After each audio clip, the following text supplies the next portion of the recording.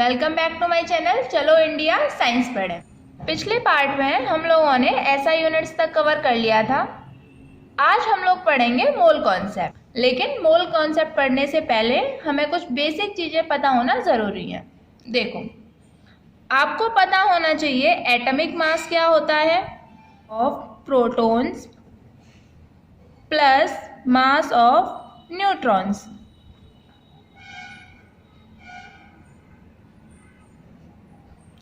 Proton और neutron का मास मिलकर के क्या बनता है? Atomic mass. अच्छा, एटॉमिक नंबर क्या होता है?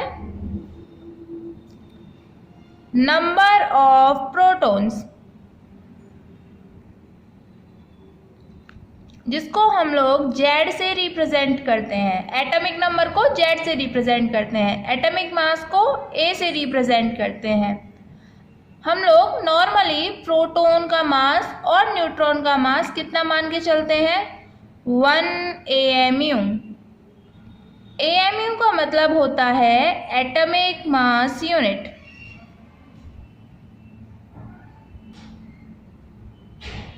और AMU को हम लोग शॉर्ट फॉर्म में ऐसे लिख देते हैं 1 म्यू। म्यू मतलब यूनिफाइड मास। अब हम लोग प्रोटॉन का मास और न्यूट्रॉन का मास कितना मान के चलते हैं? 1 म्यू। तो देखो आप कैसे कैलकुलेट करोगे, एग्जाम्पल से समझते हैं। आपसे बोलता है कार्बन का एटॉमिक मास बताओ, तो कार्बन का एटॉमिक नंबर कितना? 6। Z की वैल्यू क्या हो जाएगी? 6। और A की वैल्यू कितना? प्रोटॉन कितने हैं प्लस न्यूट्रॉन कितने हैं, इनका सम कर दो सीधे सीधे, क्योंकि मास तो हम लोगों ने क्या ले रखा है? 1 म्यू। तो आप क्या लिखोगे? प्रोटॉन इसमें 6 होते हैं, न्यूट्रॉन भी 6, तो क्या लिखोगे? 12 म्यू। एटॉमिक मास कितना? 12 म्यू। तो आपको एटॉमिक मास निकालना आता है। किसी भी एटम के अंदर number of protons plus number of neutrons का सम कर दो, वही क्या हो जाएगा? Atomic mass. ऐसा क्यों हो रहा है? क्योंकि हम लोगों ने रिलेटिव मास कितना मान रखा है? 1 म्यू। तो आप number of proton plus number of neutron calculate कर लो, एटॉमिक मास आ जाएगा। अच्छा, नेक्स्ट आपको पता होना चाहिए मॉलिक्यूलर मास क्या होता है। मॉलिक्यूलर मास भी आपको निकालना आना चाहिए। नाम सिर्फ देखो क्या पता चल रहा है, मॉलिक्यूलर मास मतलब मॉलिक्यूल का मास। आपको कोई मॉलिक्यूल आता है CO2 और इसका मॉलिक्यूलर मास कैलकुलेट करना है, तो कैसे करेंगे? कार्बन का एटॉमिक मास लिख लो कितना? 12। ऑक्सीजन कितनी है? 2।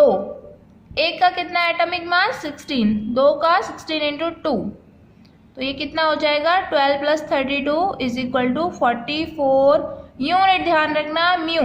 आपको ये समझ में आ रहा है एटॉमिक मास क्या है, मॉलिक्यूलर मास क्या है? सेम ही चीजें हैं, बस मॉलिक्यूल के मास को मॉलिक्यूलर मास बोल देते हैं, अगर एक एटम होगा तो उसके मास को एटॉमिक मास बोल देते हैं। सिंपल। करना क्या है हम लोगों को? Number of protons plus number of neutrons calculate करने हैं एटम में, और वही उसका एटॉमिक मास हो जाता है। एक और मास हम लोग समझते हैं, ये है फॉर्मूला मास। फॉर्मूला मास क्या होता है?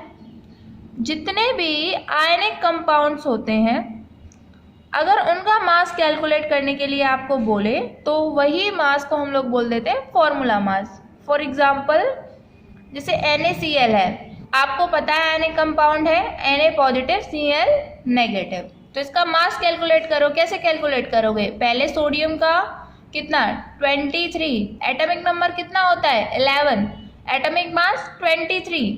क्लोरीन का एटॉमिक नंबर 17, एटॉमिक मास 35.5, तो कितना हो जाने वाला है ये? 38.5 AMU। समझ में आया ये? देखो, फॉर्मूला मास, मॉलिक्यूलर मास एक ही चीजें हैं, ये सिर्फ आयनिक कंपाउंड के लिए होता है, तो नाम बदल कर रख दिया है। बात तो वही है, नाम उसका सिर्फ चेंज है। कैलकुलेट तो आपको मॉलिक्यूलर मास ही करना है। अगर आपको एटॉमिक मास, मॉलिक्यूलर मास ये क्लियर है, तो आपको मोल कॉन्सेप्ट समझने में कोई दिक्कत नहीं होगी। चलो देखते हैं मोल कॉन्सेप्ट पर। आजकल अगर हम लोग केले खरीदते जाते हैं तो हम लोग कैसे बोलते हैं? 1 kg केले दे दो, 2 kg केले दे दो, लेकिन पुराने टाइम में केले किस में मिलते थे? दर्जन में। आप लोगों ने पढ़ा भी है 1 डजन इक्वल टू 12 यूनिट्स। तो हम लोग केलों को कैसे मेजर करते थे? दर्जन के अंदर। वो ज़्यादा आसान था उस टाइम पर लोगों के लिए। ऐसे ही एटम, आपको पता है बहुत छोटे छोटे छोटे छोटे पार्टिकल्स होते हैं। अब इन पार्टिकल को हम लोग काउंट तो नहीं कर सकते हैं कि 1 एटम हो गया, 2 एटम हो गया, दिख ही नहीं रहे हैं, काउंट क्या करोगे आप लोग? तो एटम के मेजरमेंट के लिए कितने एटम हैं, कितना उनका मास है, इन सब चीज़ों के लिए केमिस्ट्री में एक यूनिट बनाई गई है मोल, MOLA, मोल ये यूनिट है। और आपको पिछले पार्ट में बताया था कि मोल को रिप्रेजेंट कैसे करते हैं, MOL, इस तरीके से। तो सबसे पहले ये समझते हैं कि 1 मोल कितना होता है। तो आपको पता है 1 दर्जन में कितने यूनिट्स? 12 यूनिट्स। अब चलो ये समझते हैं 1 मोल में कितने एटम्स होते हैं। 1 मोल के अंदर नंबर ऑफ एटम होते हैं 6.022 इंटू 10 की पावर 23 एटम्स। आप बोल सकते हो 1 मोल के अंदर इतने एटम, या फिर मॉलिक्यूल की फॉर्म में बताना हो तो 6.022 इंटू 10 की पावर 23 मॉलिक्यूल्स, या फिर आयन की फॉर्म में बताना हो तो 6.022 इंटू 10 की पावर 23 आयन्स। आपसे पूछे 1 मोल के अंदर कितने एटम? इतने एटम। 1 मोल के अंदर कितने मॉलिक्यूल? इतने। 1 मोल के अंदर कितने आयन? 6.022 इंटू 10 की पावर 23। अच्छा, इस पर्टिकुलर नंबर को 6.022 इंटू 10 की पावर 23 को हम लोग बोलते हैं एवोगैड्रो कांस्टेंट, और इसको रिप्रेजेंट किया जाता है Na से। ये समझ में आया? 1 मोल के अंदर कितने एटम होते हैं, एवोगैड्रो कांस्टेंट क्या होता है। यानी आप 1 मोल कब बोलोगे? जब 6.022 इंटू 10 की पावर 23 एटम मिल जाएंगे तो आप बोलोगे ये 1 मोल एटम्स हैं। तो आपको 1 मोल अच्छे से क्लियर हो पा रहा है क्या मोल? ठीक। अब आपकी बुक्स कैसे डिफाइन करती हैं 1 मोल को? वो कहती हैं कि 1 मोल के अंदर उतने एटम होते हैं जितने atom 12 gram of carbon 12 isotope में होंगे। और ये हम लोगों को समझ में नहीं आता, बड़ा अजीब सा लगता है, क्या मतलब है इसका? इसका मतलब सेम ही है। देखो, कार्बन एटम के 12 ग्राम में, कार्बन एटम के 12 ग्राम में जितने एटम होंगे वो होते हैं 1 मोल। और जब हम 12 ग्राम ऑफ कार्बन में नंबर ऑफ एटम कैलकुलेट करते हैं तो ये एग्जैक्टली 6.022 इंटू 10 की पावर 23 निकलते हैं। तो ये नंबर कहाँ से आया? यहाँ से, कि 12 ग्राम ऑफ कार्बन 12 के अंदर जितने नंबर ऑफ एटम्स होंगे वही 1 मोल होगा। आपको इसमें से ध्यान क्या रखना है? 1 मोल के अंदर इतने एटम्स होते हैं, इसको हम लोग एवोगैड्रो कांस्टेंट बोलते हैं। सिंपल, इतना समझ में आया? एक और चीज आपको सुनने को मिलती है 1 AMU। AMU अभी समझाया, फुल फॉर्म क्या होती है इसकी? एटॉमिक मास यूनिट, जिसको हम लोग सिंप्लीफाई करके आजकल क्या लिखने लगे हैं? 1 म्यू। 1 AMU को हम लोग डिफाइन करते हैं 1/12 of mass of carbon 12 isotope. तो क्या मतलब है इसका? कि एक एटम, कार्बन के एक एटम का मास कैलकुलेट करो, उसका 1/12 कर दो। तो समझो, कार्बन के एक एटम का मास होता है 1.99 इंटू 10 की पावर -23 ग्राम। और आपको क्या करना है? इसी को 12 से डिवाइड कर देना है। 1/12 कर दिया आपने इसका, तो ये निकल के आता है 1.6 इंटू 10 की पावर -24 ग्राम। समझ में आया? अब आपसे इसमें से क्या क्वेश्चन पूछेगा? आपसे क्वेश्चन पूछेगा 1 AMU कितना होता है। आपको पता होना चाहिए 1.6 इंटू 10 की पावर -24 ग्राम। यानी आप लोग प्रोटॉन और न्यूट्रॉन का मास क्या लिख लेते हो? 1 AMU, यही लिख देते हो ना। ये इसका रिलेटिव मास है, और इसका एक्चुअल मास कितना है? 1.6 इंटू 10 की पावर -24 ग्राम। समझो क्या बोलना चाह रहे हैं हम लोग? जैसे आपको पता है हीलियम, हीलियम का एटॉमिक मास कितना 4 म्यू। क्या मतलब होता है इसका, 2 प्रोटॉन प्लस इसमें 2 न्यूट्रॉन। लेकिन कई बार आपसे क्वेश्चन आता है कि इसका एक्चुअल मास कैलकुलेट करो, तो एक्चुअल मास कैसे कैलकुलेट करोगे आप, 4 एक एमयू का मतलब तो ये होता है, ये तो हम अपने सिंप्लीफिकेशन के लिए ऐसे लिख रहे हैं। वास्तव में अगर ग्राम में लिखोगे तो कैसे लिखोगे, 4 इंटू 1.6 इंटू 10 की पावर -24, दिस इज 6.4 इंटू 10 की पावर -24 ग्राम। तो ये क्या है, एक्चुअल मास है। इस तरीके के क्वेश्चन भी आते हैं, एक्चुअल मास कैलकुलेट करने के लिए आता है, तो आप एक्चुअल मास निकाल सकते हो, मॉलिक्यूलर मास, फॉर्मूला मास, इस तरीके के सारे मास निकाल सकते हो। 1 AMU क्या होता है ये समझ में आया, 1 मोल के अंदर नंबर ऑफ एटम कितने होते हैं ये समझ में आ गया आपको। ठीक है, आप एक और चीज समझो, मोलर मास। ये हम लोग बेसिक पहले थोड़ा पढ़ रहे हैं, अब इसके बाद जैसे ही क्वेश्चन करेंगे मोल के आपसे सारे क्वेश्चन हो जाएंगे। पहले ये सारी चीज़ें समझते चले जाओ, मोल के हम लोग सारे क्वेश्चन प्रैक्टिस करेंगे, सब समझ में आ जाएगा। मोलर मास क्या होता है वो समझो। इसके क्या छुपा हुआ है, मोल, इसका मतलब है 1 मोल का मास। मॉलिक्यूलर मास क्या होता है, 1 मॉलिक्यूल का मास। एटॉमिक मास 1 एटम का मास, और मोलर मास 1 मोल का मास। बात समझ रहे हो तुम लोग। से बोलता है कार्बन एटम का मोलर मास बताओ, तो आप क्या बताओगे, कार्बन एटम का मोलर मास। मोलर मतलब 1 मोल कार्बन एटम का मास बताना है आपको, 1 मोल कार्बन एटम का मास बताना है, तो आप बताओगे 12 ग्राम, ये इसका मोलर मास होता है। जो डिफरेंस देखो, आपको आता है 12 म्यू और एक आपको आता है 12 ग्राम। इसमें बहुत कन्फ्यूज़न होती है, क्या है, कभी म्यू लगा देते हैं कभी ग्राम लगा देते हैं।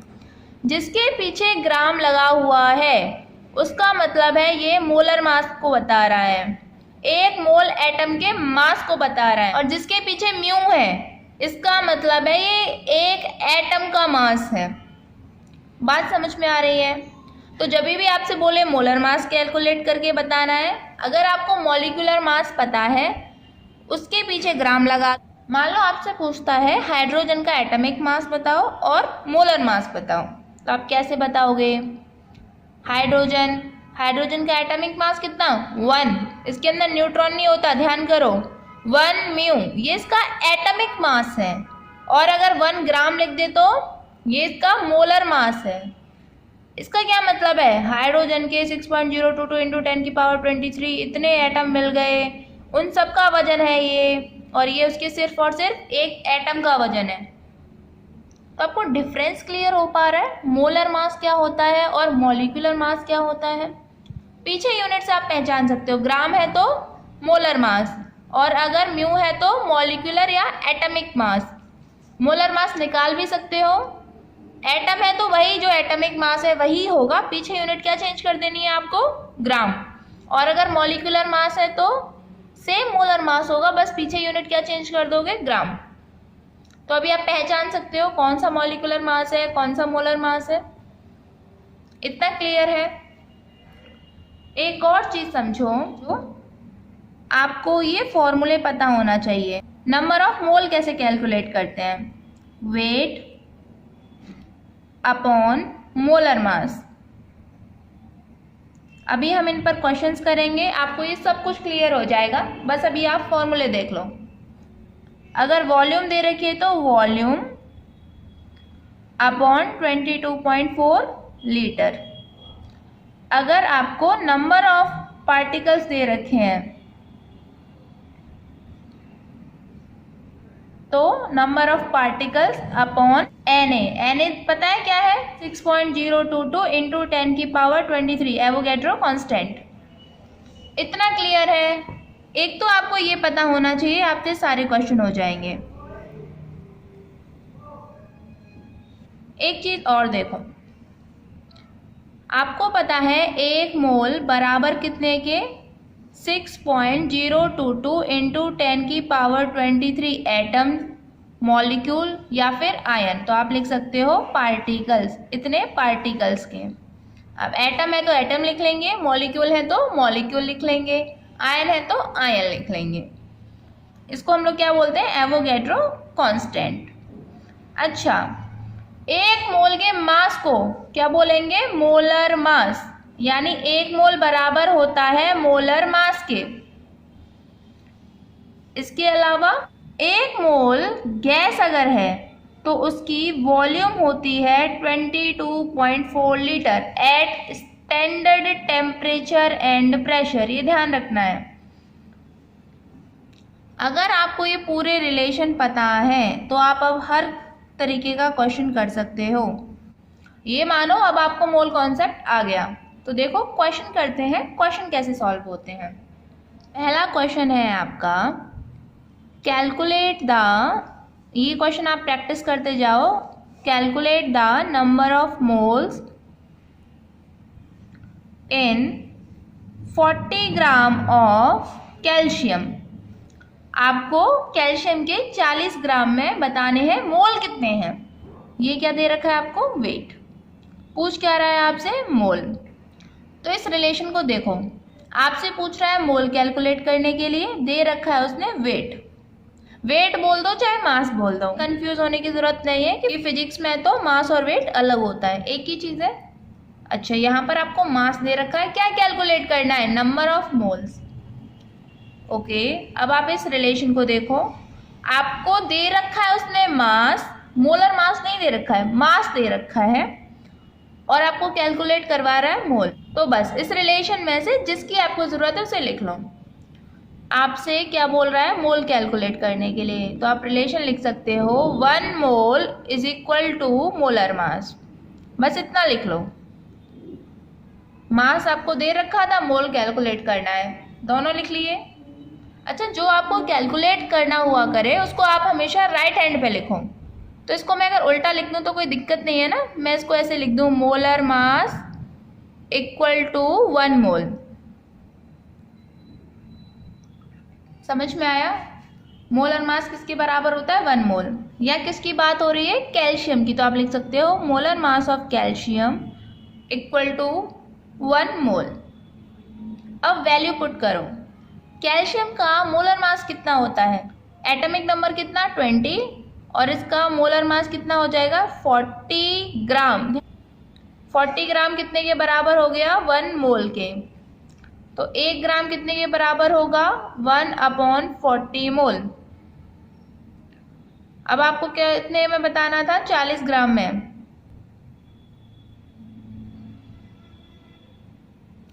तो ये हो जाएगा 1/40 इंटू 40 यानी 1 मोल। ये तो आप यहीं से समझ गए थे कि 40 ग्राम में 1 मोल है। ये मैंने इसलिए किया है कि अगर मान लो ये 80 ग्राम होता है, कुछ और वेट दे रखा होता, तो आप यूनिटरी मेथड से कर सकते हो। 40 ग्राम में 1 मोल, तो पहले 1 ग्राम में निकाल दो, और फिर जितने में भी वेट में निकालना है उसका मल्टीप्लाई कर दो, मोल निकल के आ जाएंगे। तो आपको क्वेश्चन समझ में आया कैसे करने हैं। पहले चेक करो क्वेश्चन में क्या दे रखा है, ये रिलेशन आपको पता है, जो जो रिक्वायर्ड है उसको लिख लो, यूनिटरी मेथड से आप निकाल दोगे। नंबर ऑफ मोल्स कैलकुलेट करने हैं इन 56 gram of nitrogen at STP। आप ये जरूर ध्यान रखना, जब वो नाइट्रोजन बोल रहा है एट STP, तो किसकी बात कर रहा है, standard temperature and pressure, gas की बात कर रहा है। नाइट्रोजन किस फॉर्म में एग्जिस्ट करती है, नाइट्रोजन गैस की फॉर्म में, तो आप इसको N2 लेकर चलोगे। ऐसे हाइड्रोजन बोलता तो H2 लेकर के चलना है, ऑक्सीजन बोले तो O2 लेके चलना है।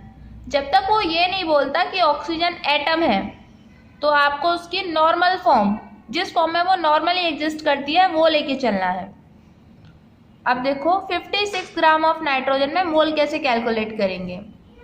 आपको क्या दे रखा है, वेट, आपको क्या कैलकुलेट करना है, मोल। तो आप लिख लो molar mass equal to 1 mole. Molar mass किसका, लेकिन नाइट्रोजन का। अभी नाइट्रोजन का मोलर मास कितना हो जाएगा, नाइट्रोजन का एटॉमिक नंबर 7 एटॉमिक मास 14, लेकिन ये नाइट्रोजन गैस है N2, तो आप एक एटम का कितना लिखोगे 14, 2 है तो 2, कितना 28 ग्राम।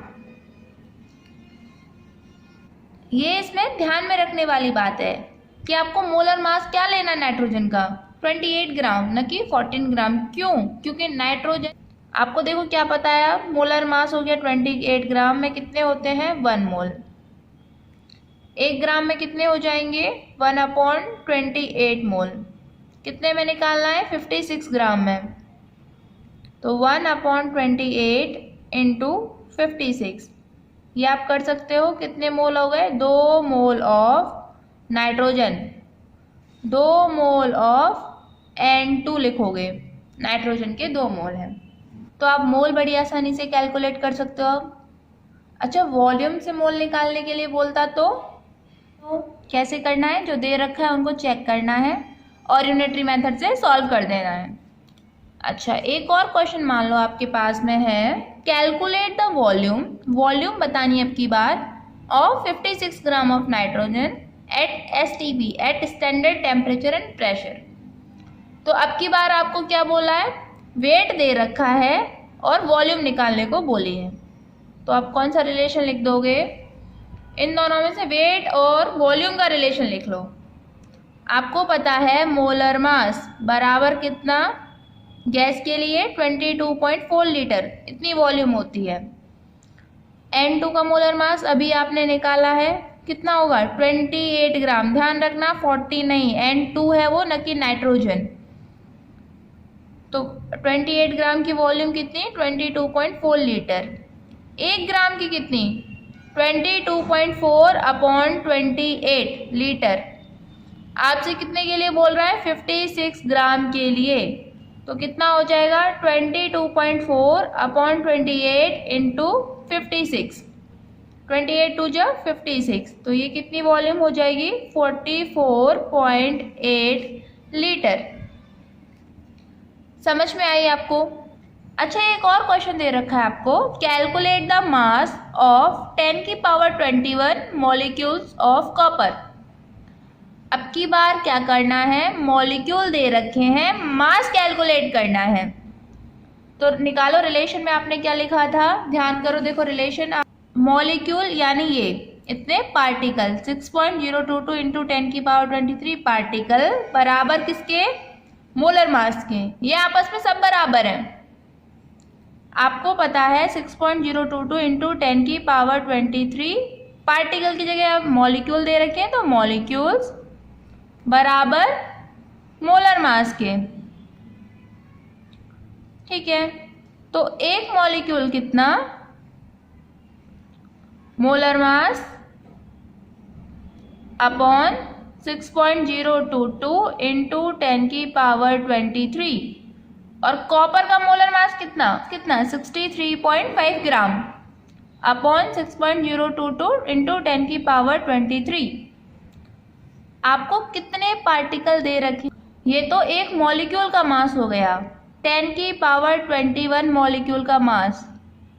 तो अभी आपको कैलकुलेट करना आता है 63.5 अपॉन 6.022 इंटू 10⁻23 इंटू 10⁻21। तो जब आप इसको पूरा सॉल्व करोगे तो ये आएगा 0.106 ग्राम। इतना समझ में आया? आपका नेक्स्ट क्वेश्चन है, calculate the number of atoms in 4.25 gram of ammonia. Ammonia का फॉर्मूला होता है NH3। यानी आपको क्या दे रखा है, वेट, वेट से आपको क्या कैलकुलेट करना है, नंबर ऑफ एटम। तो सोचो कौन सा रिलेशन लिखोगे आप मोल कॉन्सेप्ट में से, वेट और एटम्स वाला। वेट कौन सा था, molar mass equal to 6.022 into 10⁻23 particle.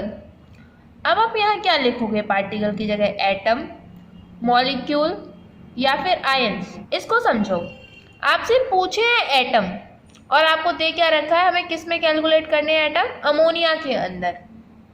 तो यहाँ पर एटम नहीं लिखेंगे, ये देखो अमोनिया क्या है, अमोनिया मॉलिक्यूल है, तो आप लिखोगे मोलर मास ऑफ अमोनिया बराबर होगा 6.022 इंटू 10⁻23 मॉलिक्यूल के।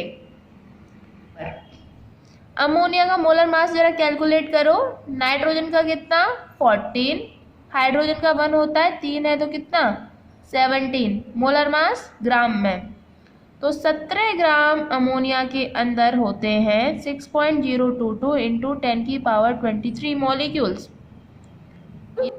1 ग्राम के अंदर 6.022 इंटू 10⁻23 अपॉन 17। आपको कितने ग्राम के अंदर बताने हैं, 4.25 ग्राम के। कैसे बताओगे, 6.022 इंटू 10⁻23 अपॉन 17 इंटू 4.25। अच्छा, इसको कैलकुलेट करके क्या आएगा, मॉलिक्यूल। अभी आपको एटम कैलकुलेट करने हैं, इसको कैलकुलेट करके मॉलिक्यूल्स आए हैं। अब देखो आपको क्या पता है, मॉलिक्यूल आ गए, तो आपको पता है 1 मॉलिक्यूल ऑफ अमोनिया, एक मॉलिक्यूल ऑफ अमोनिया में कितने एटम है, एक नाइट्रोजन प्लस हाइड्रोजन कितने, 3 हाइड्रोजन, तो टोटल 4 एटम। एक मॉलिक्यूल में कितने एटम हैं, 4। तो इतने मॉलिक्यूल में आप नंबर ऑफ एटम बता सकते हो 6.022 इंटू 10⁻23 अपॉन 17 इंटू 4.25। इतने मॉलिक्यूल के अंदर क्या इतने एटम होंगे, तो आप क्या कर दोगे, इसमें मल्टीप्लाई ऑफ 4।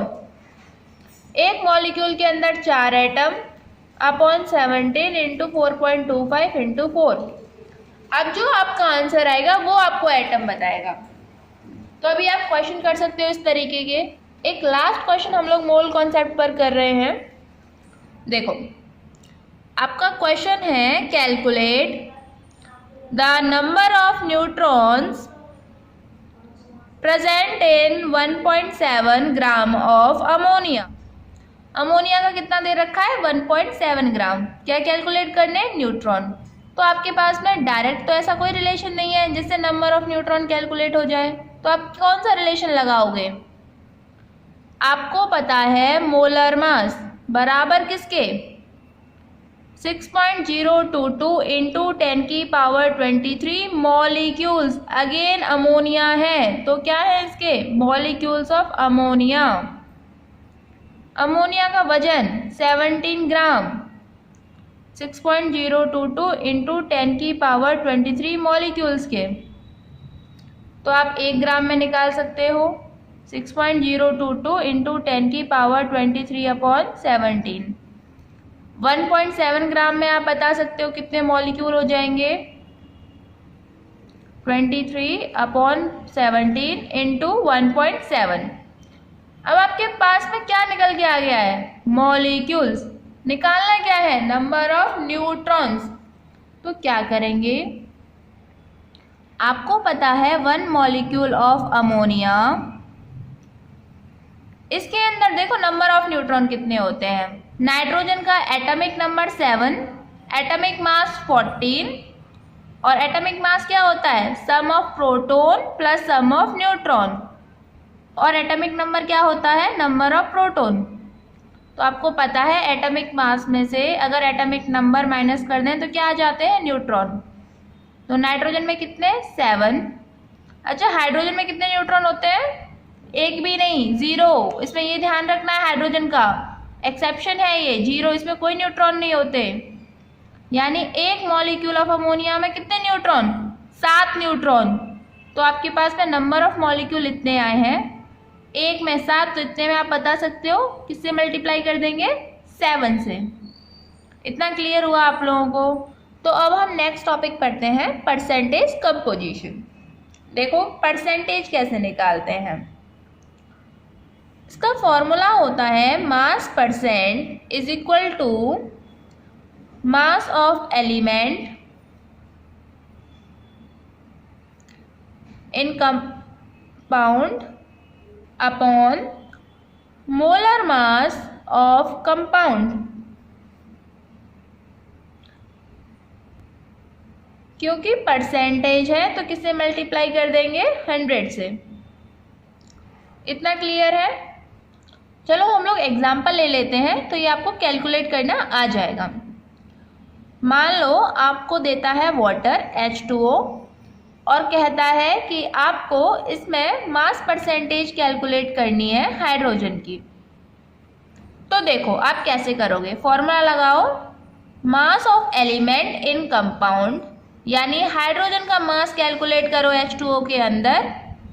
हाइड्रोजन कितनी है, 2, एक का एटॉमिक मास 1, 2 का कितना हो जाएगा 2, upon molar mass of compound, compound पूरे कंपाउंड का मोलर मास कितना, वाटर 2, हाइड्रोजन का, ऑक्सीजन का 16, तो ये कितना 18 ग्राम इंटू 100, तो ये कितना आ जाएगा 100/9, यानी 11.1%। अभी कैलकुलेट करना है आपको। ऐसे मास परसेंट ऑफ ऑक्सीजन पूछे तो कैसे निकालोगे, ऑक्सीजन का मास कितना है कंपाउंड में 16 अपॉन टोटल कंपाउंड का मास 18 इंटू 100, ये आप कैलकुलेट करोगे तो कितना आएगा 88.7%। समझ में आया। टोटल मास कितना 100%। आप ऐसे भी निकाल सकते हो ऑक्सीजन का कि टोटल 100 होगा, उसमें से 11.1 को माइनस कर दो तो बचा कुचा ऑक्सीजन का हो जाएगा। कैसे भी निकाल दो, आपकी मर्जी। एक और एग्जांपल ले लेते हैं। आपसे बोलता है इथेनॉल, जिसका फॉर्मूला आपको दे रखा है C2H5OH। इसके अंदर कार्बन का परसेंटेज कैलकुलेट करना है, फिर उसके बाद हाइड्रोजन का परसेंटेज कैलकुलेट करना है और उसके बाद में ऑक्सीजन का मास परसेंट कैलकुलेट करना है।